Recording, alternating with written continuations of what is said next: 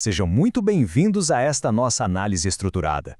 Hoje, nós vamos fazer um mergulho profundo, uma verdadeira jornada documental para entender a essência de um dos pilares mais vitais de toda a experiência cristã, o que de fato significa viver pela fé.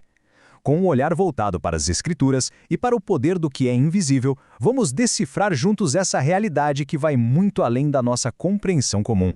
Mas pensem comigo, como seguir adiante quando a fé simplesmente vacila? Essa é uma luta de todas nós. Mais cedo ou mais tarde, enfrentamos tempestades tão grandes que a dúvida bate à porta.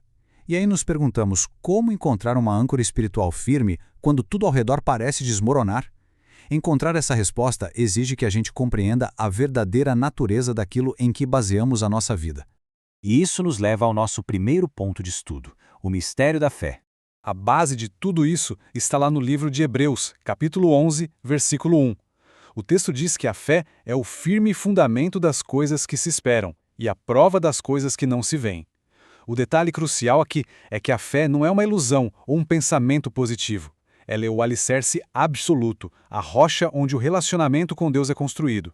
É uma certeza que se apoia em quem faz a promessa, e não naquilo que os nossos olhos físicos conseguem enxergar. Os nossos materiais trazem uma analogia moderna e muito interessante. Pensem na fé como o sinal do Wi-Fi. Nós não conseguimos ver as ondas de rádio no ar, mas dependemos totalmente delas para mandar mensagens, buscar informações e nos conectar. De um jeito bem parecido, a fé é invisível, mas tem um poder real e transformador para nos conectar diretamente à graça e ao poder de Deus.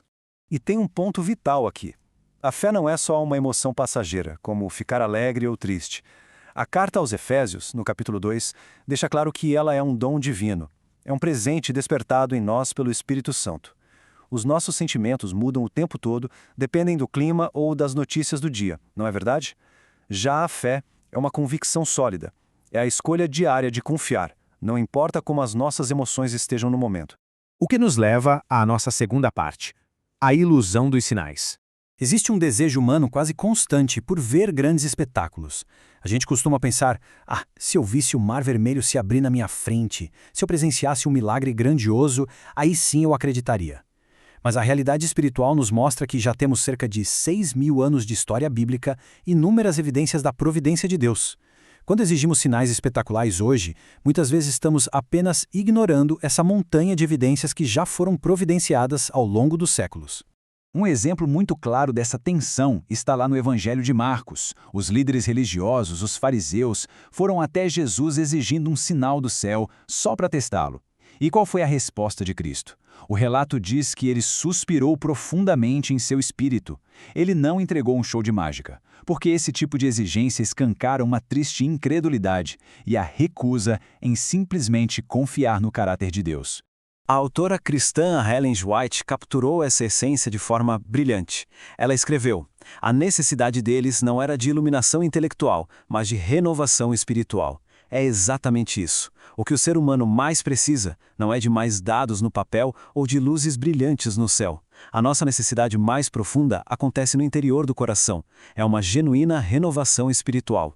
Entramos agora na nossa terceira sessão, uma fé que opera. A fé verdadeira nunca é passiva.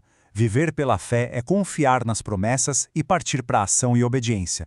É uma dependência contínua que gera intimidade com o Criador. Pensem no contraste que a Bíblia nos dá. De um lado, os próprios discípulos apavorados no meio da tempestade, do outro, a fé silenciosa e vitoriosa da mulher cirofenícia ou do centurião, que confiaram plenamente na autoridade da palavra de Jesus, mesmo de longe. 50.000. Guardem esse número porque ele é extraordinário. Ele representa a história de George Muller, um homem cuja fé ativa e dependência contínua resultaram no registro de impressionantes 50.000 orações respondidas. A vida dele é a prova de uma frase muito forte abordada nos nossos estudos. O começo da verdadeira fé é o fim da ansiedade. Quando a fé realmente opera, o medo é obrigado a ceder espaço para a paz. Avançando para o nosso quarto ponto, os heróis do invisível. Para fortalecer essa conexão com o invisível, a fonte é muito clara. Romanos nos lembra que a fé vem pelo ouvir a palavra de Deus.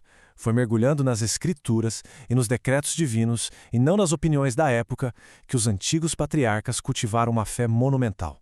Se a gente olhar para a galeria de Hebreus 11, os exemplos são impactantes. Noé foi avisado sobre algo que ninguém nunca tinha visto e construiu uma arca.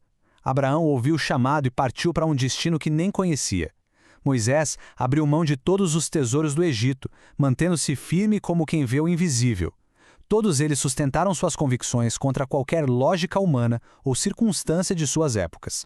Então, como nós trazemos isso para a nossa vida prática? A análise nos mostra 3 passos simples, mas profundos.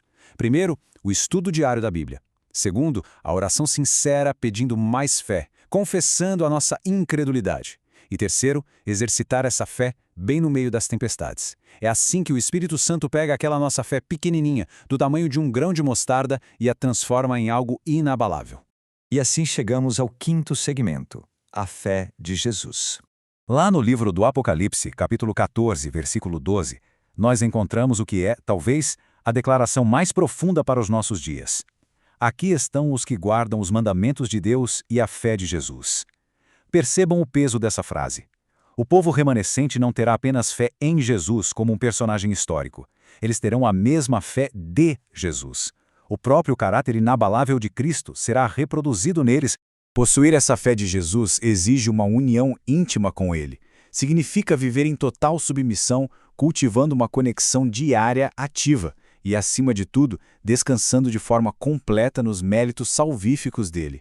É permitir que Cristo habite no coração, dando o poder necessário para guardar os mandamentos não por uma obrigação cega, mas por um amor muito genuíno. E onde a gente vê o maior exemplo dessa fé em toda a história? No Getsêmani. Pensem na agonia daquele momento quando Jesus orou: "Meu Pai, não seja como eu quero, mas como tu queres." Mesmo sentindo o peso esmagador do pecado e vendo a cruz logo ali na frente, a fé de Jesus o levou a se entregar completamente à vontade do Pai. Essa é a fé que sustenta, e é ela que suportará os desafios finais. Para encerrar a nossa explanação de hoje, deixo uma reflexão profunda para todos nós. A nossa fé diz ao mundo que somos cristãos? Como nós vimos, a fé autêntica não fica escondida. Ela não é só concordar com uma ideia, mas é um poder prático que altera nossa realidade, acalma a ansiedade e brilha no meio do escuro. Que a gente possa avaliar como anda a visibilidade da nossa própria jornada espiritual. Muito obrigado por acompanharem esta nossa análise. Continue estudando, continuem buscando. Um grande abraço.